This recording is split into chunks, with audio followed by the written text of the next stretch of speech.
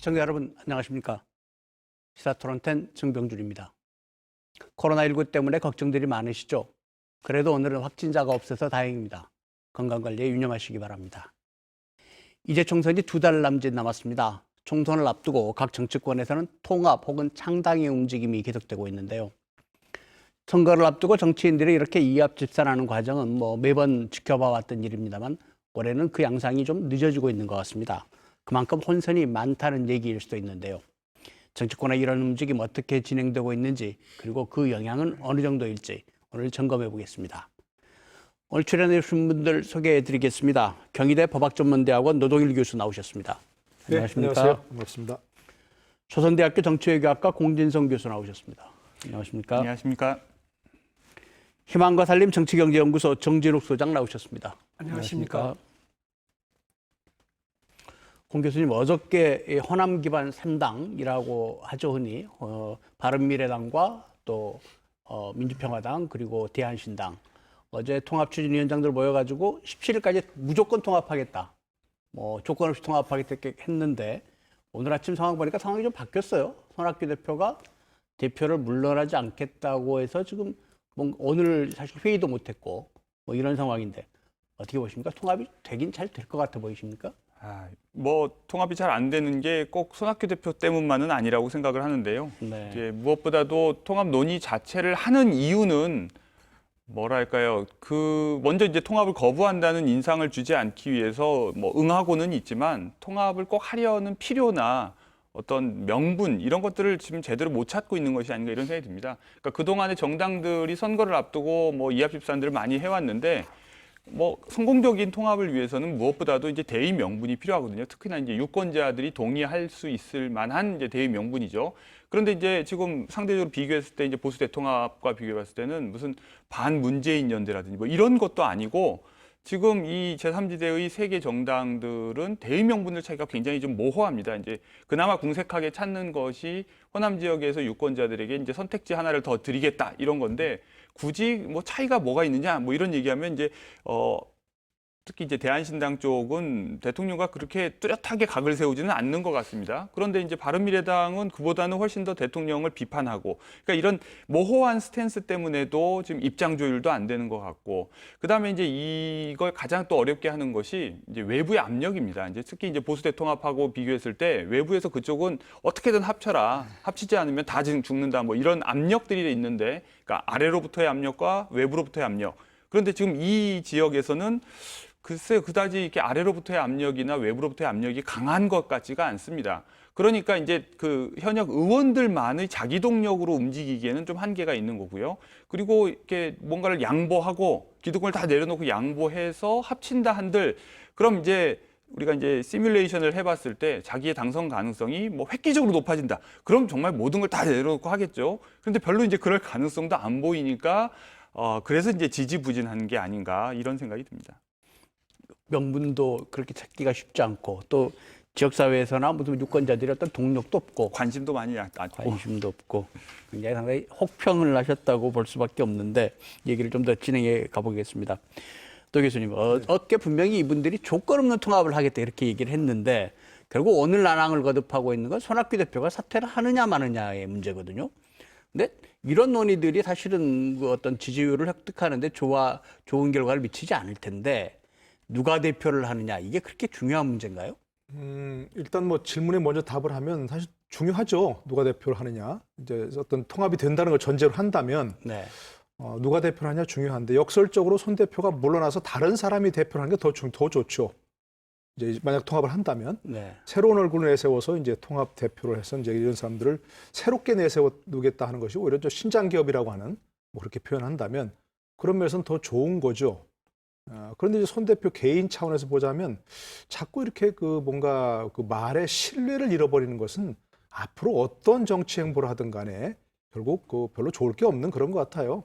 우리가 다 기억하지 않습니까? 손 대표가 한때 추석 전에 10% 안 되면 물러나겠다고 했는데 지났어도입니다. 10% 안 되고 지났는데도 별로 이제 그런 사퇴를 할 그런 명분이 그런 가능성이 없었죠. 사퇴하지 않고 지금까지 왔고. 안철수 의원이 오면 모든 거 다 해주겠다 했는데 모든 거 다 했는데 우리 생각으로는 보통 이제 대표까지 내려놓고 안철수 의원에게 뭔가 좀 새로운 양보를 하려고 하는 가 했는데 모든 것 중에 대표는 포함이 안 된다. 이렇게 나중에 또 말을 바꾼 상황이고요.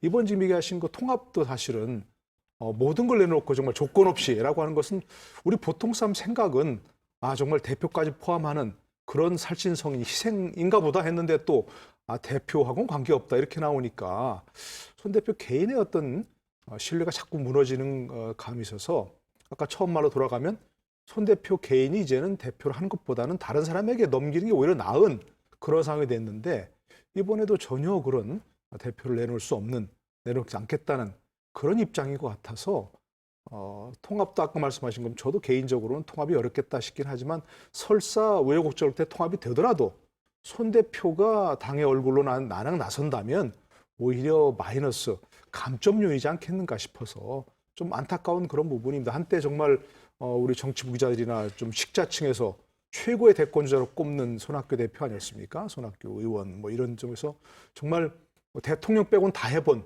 그런 분인데 결국 이렇게 좀 최후의 어떤 정치인으로서 말년이 점점 초라해지는 거 아닌가 싶어서 좀 개인적으로 굉장히 안타까운 그런 부분이 있습니다.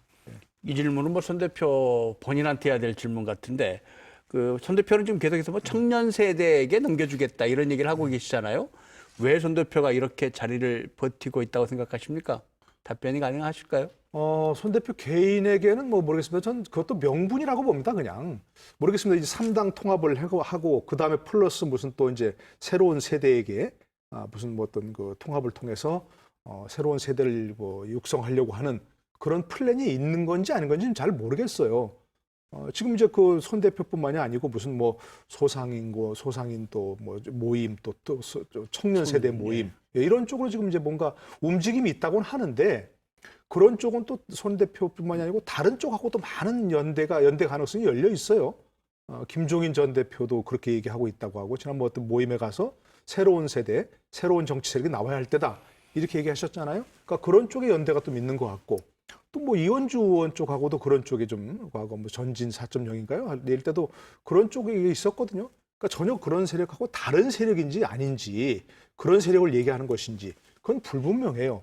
그리고 또 현재 제가 판단하는 그 손학규 대표가 3당 통합을 하고 또 새로운 어떤 청년 세대와의 통합을 완성하면 내가 물러나겠다 얘기하는 것은 직설적으로 얘기하면 그냥 앞으로 당권을 계속 유지하기 위한 어떤 명분이 아닌가 싶은 뭐 그런 생각이 들어서 현재로서는 불분명하다. 최대한 좋게 봐서 그런 쪽 생각밖에는 안 듭니다. 근데 제가 뭐 손 대표를 조금 이제 옹호를 좀 해보자면 전 이제 그분의 선의를 한번 믿어보는 쪽으로 우리가 상상을 해볼 수도 있다고 생각을 해요. 물론 말씀하신 것처럼 지금 신뢰를 잃은 것은 분명히 사실인데 만약에 손 대표가 이 통합을 전반적으로 주도하지 않는다면 결국은 현역 의원들을 위한 통합이 될 가능성이 굉장히 높습니다. 그러니까 현역 의원들의 재선만을 위한 통합은 다른 뭐 지역민들을 포함해서 전국적으로 이제 다른 분들도 별로 이렇게 감동하지 않을 것이 분명하죠. 그런 의미에서는 분명히 우리가 손학규 대표를 이제 불신하더라도 그가 한 말이 옳고 그르냐만 놓고 보면 수평적 통합 외에 수직적 통합이 필요하다는 건 분명한 사실이고 그래야만 그렇게 해서 생겨난 정당의 미래가 있는 것도 분명하거든요. 그런데 이제 문제는 그들을 위해서 지금 현역인 의원들이 굳이 희생해야 될 이유가 있느냐 이제 이 질문입니다. 결국은 그분들은 당선 가능성이 지금 굉장히 낮은 상황인데 그렇게 해서 수직적 통합을 통해서 영입된 사람들이 지역구에 뭐 일부 출마도 하겠지만 사실 비례대표 명단에도 들어가겠죠.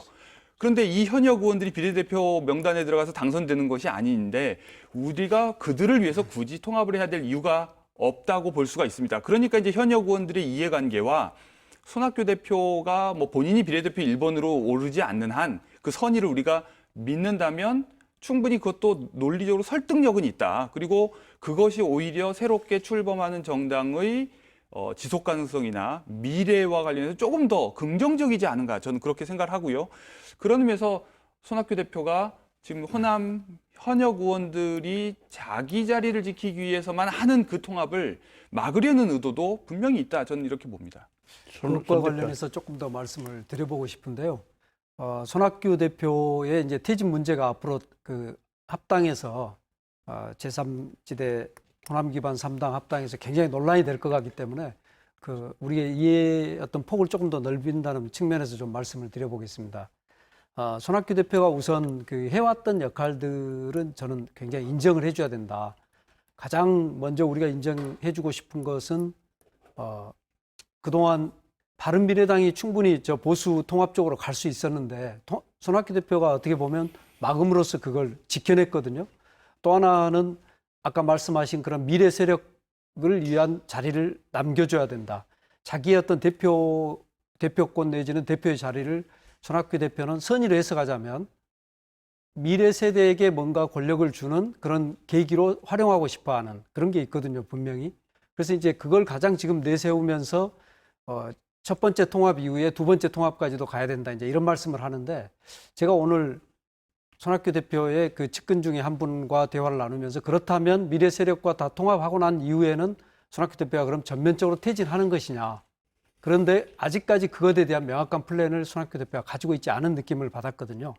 그런 점에서 본다면 손학규 대표가 지금 내세우고 있는 미래 세력을 키우기 위해서 현재 있는 현역 의원들을 활용하는 이런 역할을 하는 이외에 자신의 거치도 분명히 할 때만 그것이 힘을 가질 수 있겠다, 그런 생각이 듭니다. 저는 자꾸 거치하고 연결해서 하는 논의 자체가 자꾸 헛도는 느낌이 듭니다. 그러니까 뭐냐면 어떤 자리를 우리가 이제 붙들고 있는 것이 공익과 부합할 때 그것을 우리가 욕할 방법은 없다고 생각을 해요. 근데 문제는 공적 이익과 아무 상관이 없이 철저하게 그냥 그 자리에만 집착한다면 그건 이제 비난받을 수 있는 거죠. 그런데 손학규 대표가 현재까지는 우리가 이제 사후적으로 판단하지만 말씀하셨다시피 본인이 자리를 집착하는 것이 본인만을 위한 것은 아니라는 해석 여지가 아직도 많이 남아있기 때문에 만약에 되돌아갈 수 없는 방식으로 당이 쇄신됐다면 그때서야 이제 거치 문제를 연결해서 우리가 논의하는 것도 의미가 있겠지만, 이 손학규 대표가 물러남으로써 다시 어떤 변화가 다시 뒤로 돌아갈 수 있다면 그것은 바람직하지 않은 퇴진일 수도 있다, 이런 생각도 듭니다. 그러니까 이 손학규 대표의 이제 그 내세우는 명분, 이제 제3지대 통합을 통해서 1차 통합을 하고, 그리고 이제 청년 젊은 세대에게 이제 그 어떤 기회를 주는 제2차 통합을 하고, 그리고 본인이 물러나겠다 하는 게 진심이라면 저는 그건 굉장히 높이 살 일이라고 생각합니다. 손학규 대표의 이제 개인적인 차원을 떠나서 우리 정치의 미래를 위해서 굉장히 중요한 일이고요.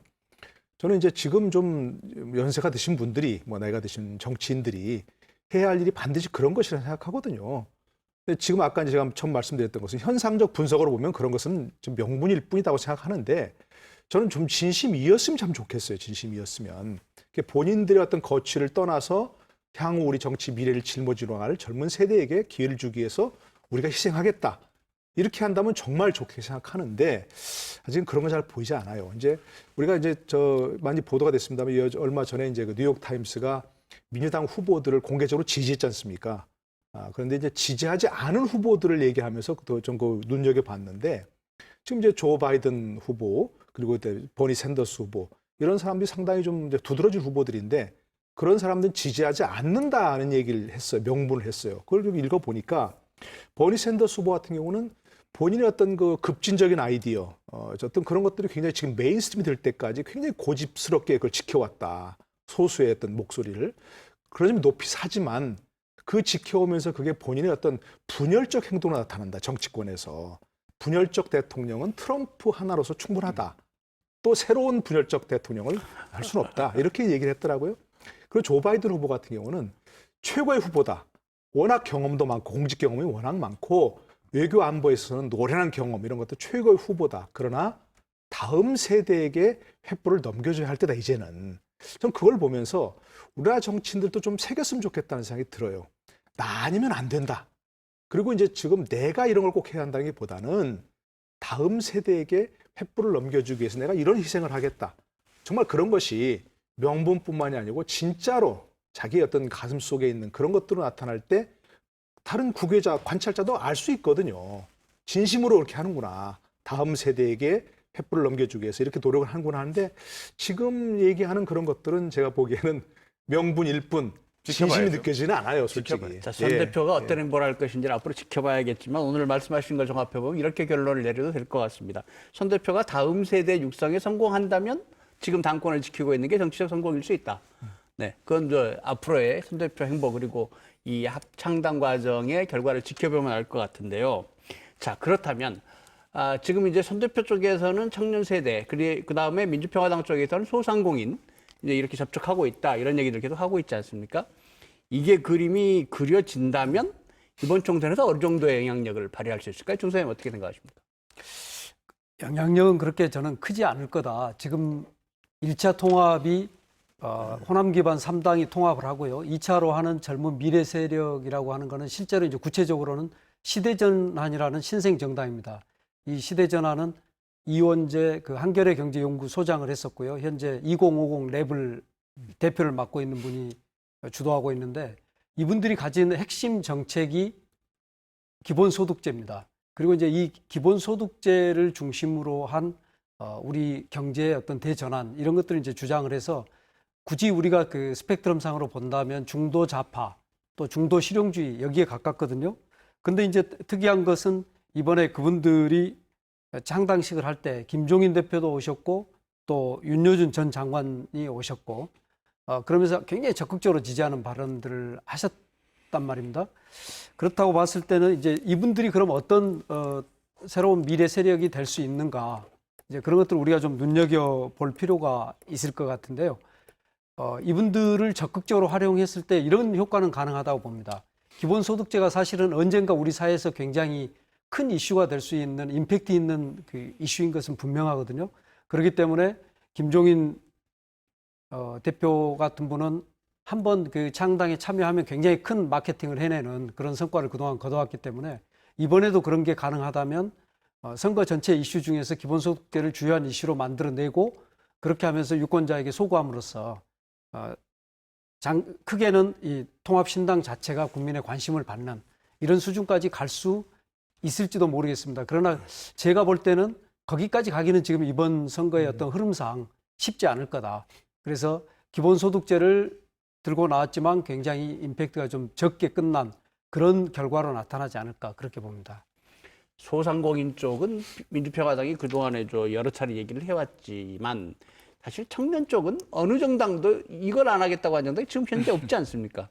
다 청년도 영입도 하고 뭐 이렇게 되는 건데 이 결과가 우리 공 교수님께서는 뭐 호남 쪽에는 그렇게 큰 영향이 없을 거다 아마 이렇게 보시는 것 같은데 한번 평가를 해봐 주시죠. 그러니까 이번에 어떤 싹을 틔울 수는 없어도 네. 씨를 뿌릴 수는 있다고 생각을 합니다.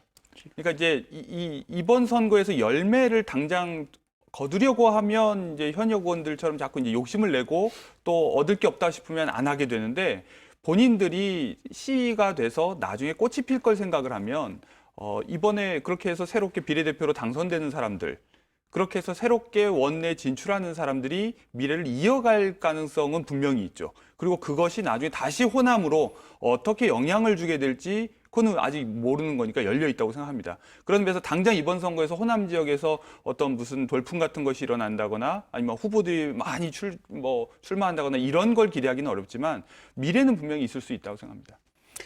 지금 나와 계신 전문가들이 대부분 지금 이 통합 움직임에 대해서 그렇게 긍정적이거나 영향이 크지 않다 이렇게 생각을 하시는데 만약에 말이죠. 그런데 이런 상황에서 이 통합조차 안 된다면 그땐 유권자들의 실망이 더 크지 않을까요? 정 선생님 어떻게 보십니까? 사실은 그 전에 다 통합이 안 될 걸로 그렇게 많이 봤죠. 그랬는데 오히려 이제 최근에 그 민주평화당이 일정한 제안을 했고요. 원래 시한을 14일까지 해서 빨리 정부 보조금을 받자 막 이런 이제 그 여러 가지 조건이 있었습니다만은 그런 거 없이 조건 없이 통합해보자 이런 제안을 했고 그걸 이제 다른 두 당이 받으면서 이게 좀 급물살을 탔단 말입니다. 그런데 이게 만약 안 된다 그러면 이제 원래 본인들이 기획했던 경쟁력 있는 분들은 부소속으로 각계약진하는 이런 방식으로 선거를 치르게 될 것 같은데요. 그거보다는 지금 이제 통합함으로써 얻는 시너지가 저는 조금은 더 크다 그렇게 봅니다. 조금은 더 크게 좀 지금 말씀하신 게 이제 수식어가 조금은 더 크다는 거지 이제 사실은 크게 임팩트가 있지는 않아요. 사실 뭐 통합을 하더라도. 근데 뭐 우리가 흔히 농담으로 하지 않습니까? 뭐 거기다 인디언 들어놓고 추장만 있는 그런 모임이라고.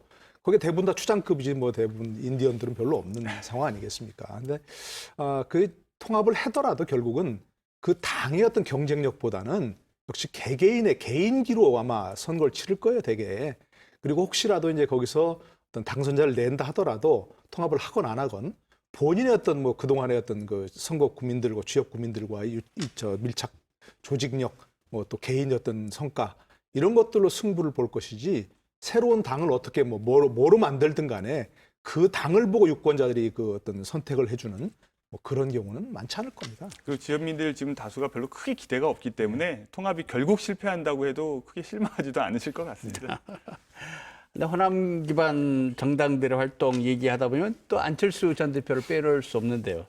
이 얘기 잠깐 해보죠. 안철수 전 대표가 지금 나가서 분명히 탈당을 했죠. 탈당해서 국민당, 옛날에 국민의당에서 의자만 빼고 국민당 지금 만들고 있습니다. 이번 일요일 날 광주에서 광주시당 창당대회 하고 다음 주 일요일 날 전국 창당대회 한다 이런 계획인데 지금 이게 그렇게 많은 관심을 끌고 있다는 생각은 안 들거든요. 어떻게 보십니까, 노 교수님? 이게 전국적으로 영향이 상당히 있을까요? 뭐 결론부터 말씀드리면 큰 영향은 없을 거로 생각이 됩니다. 첫 번째가 이제 우선 안철수라고 하는 안철수 빼고 국민당 얘기할 수는 없으니까 현재로서 안철수라고 하는 어떤 상품에 대해서 상품이라고 얘기한다면 신상 효과는 이제 다 사라졌죠. 예전에는 뭐 우리 유권자들이 신선하게 느끼는 그런 신상 효과가 있어서 굉장히 돌풍을 일으켰는데 그런 것은 사라졌고 두 번째는 과거 또 한 가지 이제 돌풍 중에 하나 요인 중에 하나가 이제 호남의 사위론이었습니다. 그리고 이제 반문재인 정서 호남에서의 뭐 그것을 업고했는데 지금 다 사라졌죠. 호남의 사회라는 효과도 사라졌고 지금 민주당에서 호남 기반인 그 민주당에서 반문 효과가 어디 있습니까? 그게 이제 사라졌고 또 한 가지는 이제 포지셔닝의 문제입니다. 이제 어떤 위치인데 지금 이제 계속해서 안철수 이제 대표가 되겠지만 어떤 모르겠습니다만 위원장이 현재로서는 중도를 표방하지 않습니까? 중도를 예전에 뭐 극중주의라는 얘기도 했었고 지금 이제 그 어떤 희망을 거는 게 중도층이 이제 늘어나고 있다. 뭐 민주당도 아니고 이제 자유당도 아닌, 한국당도 아닌, 또 이제 진보도 아니고 중도도 보수도 아닌 중도층이 늘어나고 있다. 얘기했는데 그것이 좀 어떤 어떤 정당 기반이 되기는 좀 허약합니다, 사실은. 그 중도층이라고 하는 것들이 보수 진보에 실망한 사람들이 나와 있지 처음부터 어떤 그것이 아닌 사람들이 중도층을 자기가 표방하는 그런 경우는 많지 않거든요, 사실은. 우리가 제3의 길에 대한 오해가 있는데 처음부터 보수 진보 아닌 제3의 길로 가겠다 그런 것이 아니고 예를 들어 미국이나 이런 데 따르면 보수당 또는 노동당의 튼튼하게 뿌리를 받고 그리고 어떤 상대당의 정책을 흡수해서 중도층을 더 확장해가는 그런 것이 제3의 길이지 처음부터 중도를 표방하는 그런 정당이 생긴 것은 아니거든요. 제가 이제 농담 삼아 어떤 분하고 얘기를 하는데 그분이 저한테 물어보시더라고요. 도 교수는 정체가 불분명해. 도대체 어느 편이 그러길래 저는 중도, 확실하게 합리적인 중도랍니다. 이렇게 얘기했더니 그분이 얘기하시는 거예요. 정색을 하면서 정치인인데 그러면 양쪽 다 자기 편이 아니라고 생각한다는 거예요. 양쪽 다 자기 편이라고 생각하는 것이 아니고 그게 굉장히 중요한 얘기라고 생각합니다. 중도를 표방하는 사람들은 어떤 중도 표방하는 정당이 생겼을 때 저게 우리 편이야 라고 하는 것보다는 저는 우리 편이 아니라고 생각할 가능성이 상당히 높다는 거예요, 처음부터. 그렇기 때문에 중도를 처음부터 표방하는 정당이 성공하는 그런 것이 저는 가능성은 희박하다고 생각합니다. 아까 처음에 국민의당이 돌풍이 일으킨 그 요인을 따져보면 뭐 그렇기 때문에 앞으로 국민당이 크게 과거처럼 국민의당이 각광을 받았던 뭐 그런 것을 되풀이하기는 좀 어렵지 않겠는가 싶은 생각이 들어요. 지금 노동 교수님 말씀이 이제 안철수의 대권 행보와 관련해서는 대체로 저는 맞다고 동의를 합니다. 그런데 이제 문제는 안철수의 대권과 무관하게 안철수가 하고 있는 모든 일들은 항상 수단적 의미를 가졌다고 저는 생각합니다. 그 말은 뭐냐면 어떤 상황 속에서 도구로 이용당하는 거죠. 그래서 뭐 결과적으로 민주당에게 이롭게 작용하기도 하고 결과적으로 다른 정당이 이롭게 작용하기도 하는데 이 지금 안철수가 지난번 총선에서는 이제 국민의당과 함께 하면서 상대적으로 민주당의 지지를 흡수했다면 지금은 민주당의 지지를 안철수 신당이 흡수할 것 같지는 않습니다. 그러나 지금 반대 다른 진영에서의 이제 지금 이루어지는 상황을 보면 결국 이제 유승민 대표가 사실상 그다지 성공적으로 자유한국당을 이렇게 쇄신하는 쪽으로 견인하기보다는 오히려 자기를 따르던 의원들의 성화에 못 이겨서 본인만 겨우 불출마하면서 명분 챙기고 자유한국당이 거의 사실상 투항했단 말이에요. 그런 의미에서 이 자유한국당이 전반적으로 박근혜 대통령 탄핵 이후에 쇄신되기를 기대했던 합리적인 보수 중도 유권자들로서는 지금 표주기가 아주 애매한 상황입니다. 그러니까 문재인 대통령을 지지하지도 않지만 자유한국당에게 다시 표를 주기에도 썩 마땅치 않은 이 상황에서 그 공간에서 도구로서 누군가에게 메시지를 보내고 누군가를 혼내주기 위해서 정신 차리라고 하기 위한 도구로서의 역할을 할 가능성은 여전히 있고 충분히 있다. 근데 또 이 점에서 또 긍정적으로 작용할 수 있는 이유가 바로 손학규 대표를 비롯한 이 호남 지역의 국회의원들이 지금 주도하고 있는 이 제3지대 통합 또한 지지부진하기 때문에 지금 도구로서 쓰임받기에는 아직 가능성이 많이 열려 있고 그럴 가능성도 굉장히 높다. 저는 오히려 그렇게 봅니다. 그러면 4년 전 총선에서는 그 안철수 전 대표가 반문 정서의 도구로 쓰였는데 특히 이 지역에서 그랬죠. 예, 그래서 이번에는 그럼 야당 정서의 도구로 쓰일 거다 이렇게 보고 계시는 겁니까? 반까지는 아니어도 아직 정신 못 차렸다고 생각하는 유권자들로서는 새로운 보수당이 사라져버렸기 때문에 그 선택지를 흡수할 가능성이 굉장히 높다 이렇게 생각합니다. 그렇다면 원래부터 사실 뭐 자유당 지지가 별로 많지 않은 호남 지역은 어떤 결과를 가져올까요? 어떻게 보십니까? 정소영 안철수 대표의 이 국민당 호남에서는 어떤 상황을 맞이하게 될 것 같습니까? 안철수 대표 처지가 지금 4년 전하고는 완전히 바뀌었지 않습니까? 아까 그 안철수 대표가 4년 전에 표를 얻을 수 있었던 것은 더 깊이 들여다보면 반문 정서도 있지만 또 다르게 보면 이 호남에 있는 기층의 유권자, 어떻게 보면 뭐 기층민중이라 할까요? 이런 사람들이 가지고 있는 요구를 사실 새로운 정치에 대한 요구를 반영하는 그런 측면도 굉장히 강했거든요. 그래서 그때는 정말로 핵심 지지층이 있었습니다. 선거는 자기 핵심 지지층을 가지고 중도를 끌어오는 거, 이게 이제 선거거든요. 그게 여론조사의 차이입니다. 여론조사는 핵심 지지층만 답을 하지만 선거를 치르게 되면은 중도층도 움직이는 이제 최종적인 결과를 볼 수 있기 때문에 우리가 여론조사는 선거를 대신할 수 없다고 하는데요. 바로 안철수 대표가 그렇게 핵심 지지층을 가졌던 때와 그다음에 4년이 지난 다음에는 어떤 핵심 지지층도 있지 않은 속에서 막연히 중도를 향해서 메시지를 발화하고 있기 때문에 호남에서는 지금 대부분 자기 입장이 다 분명한 유권자들이 존재합니다. 그래서 호남에서 안철수 대표 또는 안철수 신당에 관심을 줄 수 있는 유권자는 거의 없다. 그게 저는 여론조사에서 3% 정도, 지금 최근에 5% 정도 나왔습니다만은 그런 정도의 그 여론조사가 나온 결과니까 그걸 보여주고 있다 봅니다. 네. 아까 공 교수께서 그 유승민 대표 얘기를 하셨는데요. 새로운 보수당 쪽. 지금 이쪽도 사실은 통합이 진행되고 있지 않습니까? 자유한국당, 새로운 보수당, 그다음에 이현주 의원의 전진 4.0 이런 것들. 보수 통합이 또 되고 있는데 이쪽은 잘 될까요? 교수님 어떻게 보십니까? 뭐 일단 뭐 소통합 자유한국당과 이제 새보수당은 선언했으니까 뒤로 물러설 수는 없죠.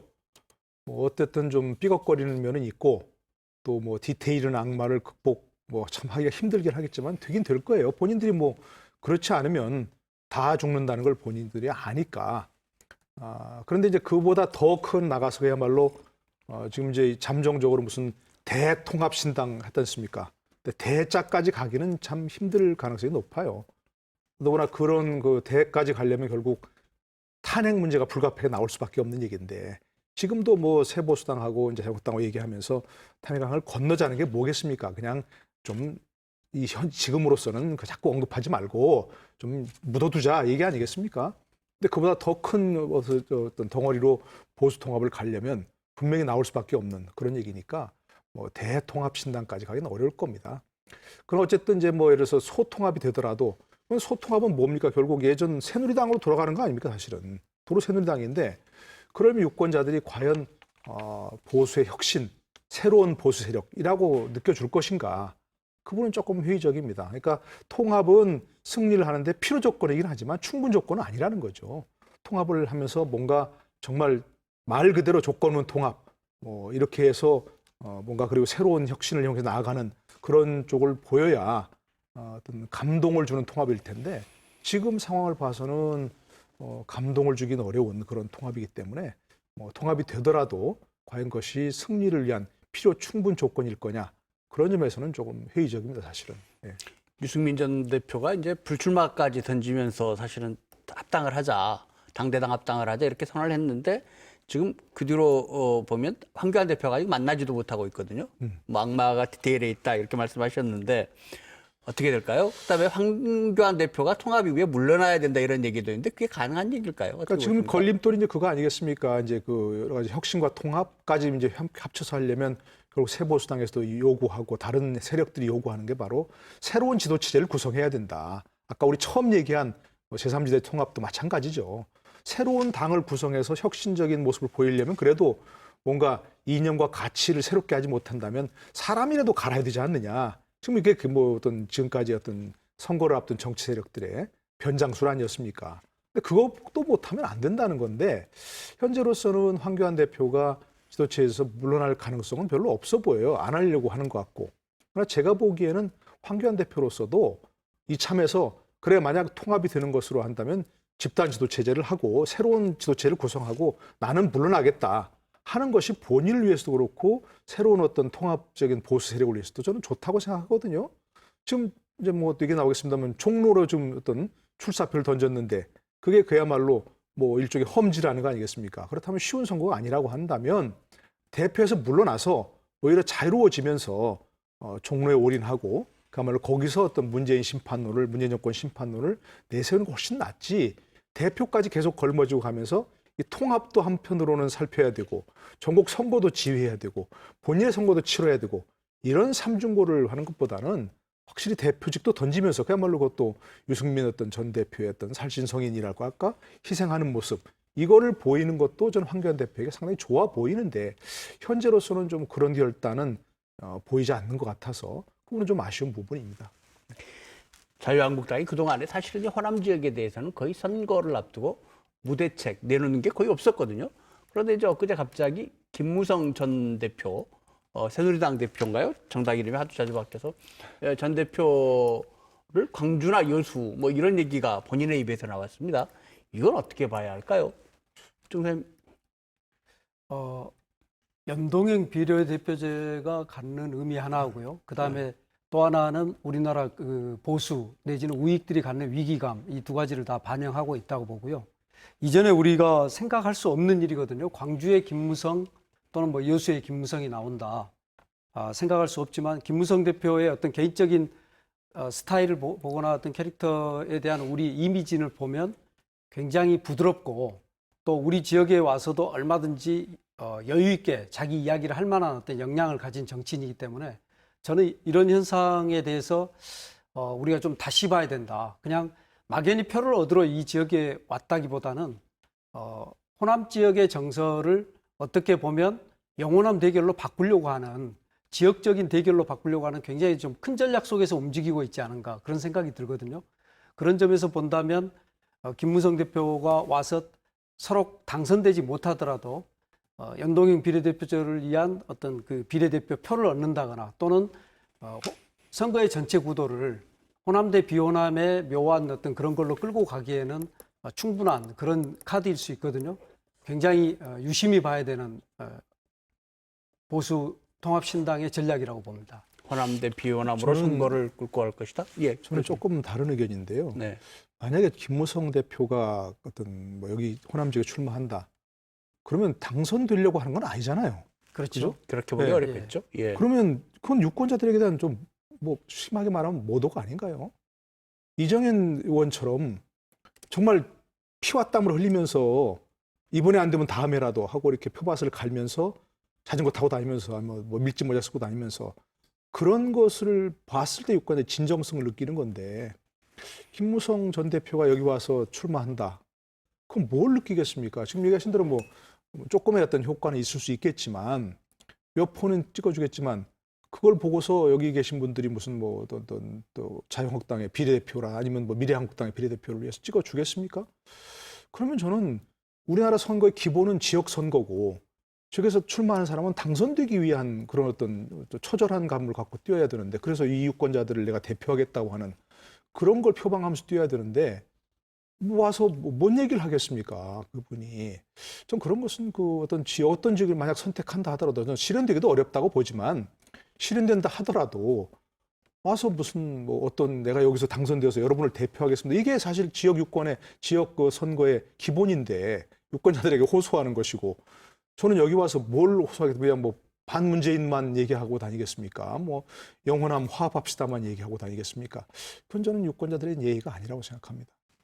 저도 그냥 이제 말로 한번 던져본 거라고 이제 생각을 하는데요. 이제 좋게 봤을 때, 그러니까 나도 이제 호남에 출마할 의사가 있다. 불출마 선언한 나조차도 그러니까 나 외에 다른 중진 의원들도 좀 당 지도부가 원하는데 험지도 좀 가서 출마도 좀 하고 그래라. 고향에만 출마하려고 그렇게 자꾸 버티지 마라. 뭐 이런 말로 그냥 했을 거라고 이제 좋게 보는데 만약에 그게 이제 아까 정 소장님이 조금 완곡하게 표현을 하셨지만 마치 적진에 들어가서 핍박받는 모습을 연출해서 이렇게 지역 차별이라도 받는 것처럼 뭐 그런 걸 연출하려고 하는 거라고 하면 그건 굉장히 나쁜 의도고 굉장히 그 좀 불온한 게 아닌가 이런 생각이 드는데 설마 그럴 리는 없지 않나 뭐 이런 생각이 듭니다. 에피소드가 아닐까 싶은데. 네, 저는 이제 그런 발언 속에 선거 이후까지도 저는 감안한 어떤 그 전략이라고 생각을 하는데요. 또 이제 이거는 또 김무성 대표 개인의 대선을 향한 어떤 그 전략일 수도 있겠다는 생각이 들거든요. 그런 점에서 본다면 지금 광주 지역에 김무성 대표 일종의 이제 사조직 비슷한 그런 조직이 굉장히 큰 조직이 있습니다. 그래서 이제 아마 그런 것들을 이제 활용하겠다는 생각이 하나 있을 거고요. 만약에 김무성 대표가 굉장히 낮은 표를 이곳에서 받았다면 상대적으로 어떤 우리 지역이 표를 주지 않는 것이 부각되는 측면이 있을 수가 있고요. 또 많이 받았다면 많이 받은 대로 그 다음을 생각할 수 있는 아까 우리가 황교안 대표 그 이야기하다 넘어왔습니다마는 황교안 대표의 어떤 정치적 뭐랄까 유효기간 이건 저는 단언하기는 어렵습니다마는 4.15 총선까지 일 가능성이 굉장히 높기 때문에 이미 보이지 않는 이 집권을 향한 계획이 있고요. 또 하나는 이 선거 전체가 굉장히 뭐랄까요 자유한국당 내지는 대통합 보수신당이 가지는 어떤 절박감 이런 것들을 같이 느끼게 해줄 수 있는 그런 여러 가지 측면이 있기 때문에 그쪽이 그렇게 절박하게 뭔가를 하고 있는 것에 대해서 민주당이라든가 다른 당들이 너무 좀 안이하게 봐서는 안 된다. 저는 예.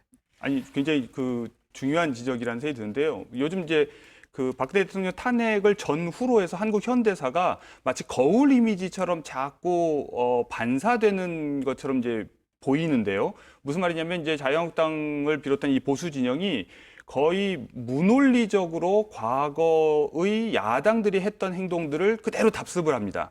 그러니까 일종의 이제 권력 투쟁의 아주 효율적인 방법이라고 믿고 과거에 야당들이 해왔던 것들을 그냥 똑같이 따라하는 거죠. 예를 들어 장애 집회를 하는 것도 그렇고 지금 김무성 대표가 이제 호남에 출마한다는 것도 이제 예전에 노무현 후보가 부산시장 출마하거나 뭐 이제 이런 것처럼 그냥 이 역사를 우리가 정확하게 보면 그렇게 해석할 수 없는 일인데도 마치 그것이 등가의 사건인 것처럼 사람들을 오해하는 방식으로 자꾸 하는 거죠. 그렇게 해서 박근혜 대통령 이들이 탄핵했으니까 우리도 문재인 탄핵하겠다. 뭐 이런 식의 모든 거의 제가 보기에는 이제 무논리적인 반사 이미지인데 이런 식으로 행동을 하면 굉장히 한국 정치가 안 좋은 모양으로 가는 게 아닌가 그런 우려는 듭니다. 그러니까 예전에 그 노무현 대통령이 부산 출마했을 때나 김부겸 의원이 이제 대구에 처음 가서 이제 떨어졌을 때는 이번 안 돼도 다음에 또 하겠다는 진지성이 있었던 거죠. 진지함이 있었고 그야말로 지역구도를 깨겠다고 하는 그런 진지함이 있었고 그게 결과가 지금 이제 김부겸 대구 의원 또 몇 사람 있고 PK 지역도 그렇게 깨졌고 그러지 않습니까? 그런 노력이 있었다면 저는 그 김무성 의원이 출마한다고 해서 그런 진지함이 있었다면 이정현 의원처럼 그건 얼마든지 환영할 일이라는 얘기입니다. 그러나 그게 아니고 제가 뭐 아까 처음 것처럼 마치 장난처럼 한다는 것은 무슨 예를 들어서 호남 전체를 다니면서 뭐 호소하겠습니까? 아니면 지역구니까 어딘가 지역구 하나를 선택해서 거기 가서 내가 여러분을 대표하겠다고 그래도 형식적으로 호소해야 될 거 아닙니까? 그건 진지성이 없다는 얘기죠. 전혀. 그러니까 예전에 노무현 대통령이 뭐 출마했던 뭐 김부겸 의원이 출마했던 그런 것과는 차원이 다른 것이고 만약에 그런 식으로 해서 물론 뭐 앞으로 대선 전략으로서는 의미가 있을 수 있지만 그것을 현재 여기 어디가 출마해서 마치 그렇게 뭐 안 돼도 좋으니까 안 좋으니까가 아니라 안 될 거 뻔하지만 와서 한마디 이렇게 하고 가겠습니다. 이렇게 얘기하는 것은 유권자들의 예의도 아니고 선거 자체에 대한 진지성에서도 굉장히 훼손하는 그런 것이라는 얘기죠. 요즘 자유한국당에서 가장 많이 나오는 얘기 중에 하나가 험지 출마가 아닌가라는 생각이 드는데 사실은 대표적으로 황교안 대표가 좀 종로를 가면서 험지 출마 이런 얘기를 했거든요. 황교안 대표의 종로 출마 아무래도 자기의 대선 전략이나 이런 것들을 빼놓고 생각할 수는 없을 것 같은데 어떤 의미가 있다고 생각하십니까, 교수님? 저는 황교안 대표가 이제 출마한 의미 자체는 현재로서는 그야말로 떠밀려 간 것밖에 안 되죠. 만약에 처음 험지 종로 얘기가 나왔을 때 만약 본인이 선점해서 내가 저 종로 출마하겠습니다. 그러니까 이낙연이든 누구든 오세요. 이랬다면 지금 기선을 제압할 수 있을 텐데 현재로서는 죄송한 얘기지만 하여튼 뭐 어쩔 수 없이 뭐 불출마냐 종로냐 이렇게 택을 하다가 불출마는 너무 좀 그렇게 얘기하니까 종로로 갈 수밖에 없었던 것이었고 어쨌든 종로로 이제 선택을 했으니까 거기가 굉장히 핫한 지역구가 될 수밖에 없는 그런 상황이 됐죠. 뭐 누구나 다 얘기하는 것처럼 출마하면서 이낙연 대 황교안이 아니고 황교안 대 문재인이다 이렇게 좀 구도를 잡고 있기 때문에 불가피하게 이렇게 시간이 지나면서 이렇게 될 것 같습니다. 현재로서는 이낙연 총리가 전 총리가 뭐 여론조사상으로 높게 나온다고 하지만 그걸로 안심할 수 있는 상황이 아닌 거죠. 지금 2달 남은 상황에서 여론조사는 의미가 별로 없습니다. 여론조사는 계속해서 변할 수밖에 없고 과거 20대 총선에서 여론조사상에서는 오세훈 후보가 우상으로 나왔지 않습니까? 마지막까지도. 그런데 결과는 정세균 후보 당선으로 됐지 않습니까? 그런 것처럼 안심할 수 없는 지역이고 그렇기 때문에 어떤 황교안 대표로서는 일단 건곤일척의 승부수는 던졌다. 거기서 승리하는 사람이 결국 앞으로 대권 구제에서 상당히 유리하게 될 수 있고 또 다른 데서 승리하더라도 거기서 지면 황교안, 이낙연, 황교안 두 사람이 결국 그 선거 전체 책임을 지는 그런 상황이 돼버리는 그런 상황이 돼버렸고 이낙연 후보가 선대위원장이 될 가능성이 높지 않습니까? 공동 선대위원장이 발을 묶는 효과도 있다는 얘기입니다. 종로를 섣불리 그 쉬운 사람이 가서 한다면 전국을 다닐 수 있는데 그런 그게 아니고 상당히 어떤 긴박한 승부를 하게 된다면 이낙연 후보로서도 다른 데 가서 쉽게 뭐 지원 유세하기 어려운 그런 상황이 됐으니까 현재로서는 어쨌든 뭐 구도로서는 좀 늦긴 했지만 잘 잡은 그런 상황이 됐다고 생각합니다. 뭐 다른 정당 얘기 쭉 했습니다만 그 현안들이 많아서 이쪽에는 역시도 민주당이 최대 관심을 받는 그런 정당인데요. 민주당이 사실 비교적 다른 때에 비해서 이 선거 준비 작업이 공천 작업이나 비교적 무난하게 큰 무리 없이 이렇게 진행되어 오고 있지 않나 이런 생각이 드는데 갑자기 어제 오늘 전략 공천에 대한 얘기들이 지금 나오고 있습니다. 광주 동남 을 지역에서 시의원들이 기초의원들 나와가지고 전략 공천 반대한다 이런 기자회견도 했고요. 갑자기 근데 전략 공천 얘기 왜 나오는 걸까요? 어떻게 보십니까? 이제 해마다 선거 때마다 전략 공천은 항상 나오기 마련이고요. 또 심지어는 이제 정강 정책에도 20% 이상 전략 공천을 할 수 있다. 아마 그렇게 돼 있을 겁니다. 20%라면 60석 정도는 전략 공천을 할 수 있다. 뭐 그냥 단순 계산으로요. 비례대표를 빼면은 뭐 50석에 가까운 전략 공천이 가능을 합니다. 그러나 이제 실제로는 전략 공천은 이해찬 대표는 공정한 경선을 보장하겠다 이제 이런 말씀을 그동안에 계속 해왔기 때문에 광주 전남 지역 초기에 전략 공천이 좀 꽤 있을 거로 생각했지만 거의 전략 공천 없이 가지 않나 하는 속에서 지금 느닷없이 나왔거든요. 가장 큰 이유는 저는 전략 공천을 할 수밖에 없는 상황이 있다. 현재 지금 영입 인재가 지금 20호가 넘어섰습니다. 20호 넘어서면서 이분들에게 이제 적절한 자리를 줘야 되는데 현재 비례대표는 아마도 민주당이 현재대로라면 일당이 될 가능성이 있습니다. 그렇다면 비례대표 의석은 연동형 비례대표제상 가져올 수 있는 게 한계가 있기 때문에 지역에 이제 지역구에 출마를 시킬 수밖에 없는데 그분들에게 지역구를 나눠주다 보면 당선 가능성이 있는 광주 전남에도 누군가는 넣어야 되는 그래서 그야말로 진짜 밀어 넣는 이런 이제 전략 공천이 나오고 있지 않은가 싶거든요. 이런 방식의 과연 전략 공천이 옳은가? 저는 지역에서 활동하고 지역을 잘 알고 또 지역을 대변해야 하는 활동을 해온 사람, 국회의원은 이제 전국의 대표성을 갖습니다마는 노동일 교수님이 말씀하신 것처럼 그 지역 대표성도 아울러 갖는 게 현실입니다. 그런다고 했을 때는 지역적 연고가 있다는 이유로 그냥 막연히 밀어넣기 전략 공천을 하는 거, 이거 굉장히 무리 있는 공천이다, 이렇게 봅니다. 뭐 원론적으로는 이제 동의를 하는데, 근데 이제 기본적으로 우리나라 정당이 역사가 짧고 그리고 이제 뿌리가 얕은 데에 일단 큰 원인이 있죠. 그리고 또 하나는 지금 현대 뭐 다른 선진국들도 다 마찬가지지만 정치가 사실상 이제 연극화 또는 이렇게 좀 심하게 얘기하면 거의 코미디 희극화되어가는 상황에서 너무 시각 이미지에 치중할 수밖에 없습니다. 그러니까 이미지 쇄신, 예를 들어 우리가 드라마를 보더라도 출연 배우가 맨날 똑같으면 같은 드라마 같잖아요. 그러니까 이제 배우들이 교체되는 것이 불가피한 것처럼 정치에서도 배우들이 바뀌는 것을 시청자들이 원하는 겁니다. 이게 이제 정치가 연극이 돼버렸기 때문에. 그러니까 그 극이 성공하기 위해서, 시청률이 계속 높게 나오기 위해서도 출연진이 교체되는 것은 불가피하고, 그래서 영입은 했는데 그 영입한 인사들을 마땅히 이제 줄 곳이 없는 거죠. 지금 현역 의원들 불출마한 곳이 13곳이었는데 이제 그곳에다 넣고도 지금 영입 인사 뭐 19명, 20명 되면 이제 남는 사람들이 있는 겁니다. 그러니까 이제 여기저기 두드려 보고 조금이라도 내부에 어떤 문제가 있는 지역구가 있으면 그걸 빌미로 해서 이제 전략 공천을 하려고 그 약간의 문제가 있어 보이는 것을 자꾸 이렇게 소란스럽게 만드는 의도도 이제 깔려 있는 것 같은데요. 전 이것을 그냥 전략 공천만 비판할 문제가 아니라 당의 이미지가 좋아짐으로써 이 지역에서 뛰고 있는 후보들이 득을 보는 측면도 있거든요. 그런데 희생은 하기 싫다. 정당 이미지가 좋아지는 거 득만 보고 싶다. 이것도 약간 모순이라고 생각을 합니다. 만약에 전략공천이라고 하는 게 무슨 지역구 사정 때문도 아니고 지역에서 당선이 안 될 게 걱정돼서도 아니고 단순히 영입한 인사들을 집어넣는 그런 식의 전략공천이라면 지역 주민들이 그걸 수용을 할까요? 그런 의문이 좀 들어요. 네, 어쨌든 이제 토론 거의 끝나가야 될 시간인데요. 제가 오늘 나온 전문가들께 이걸 한번 질문 드려보고 싶습니다.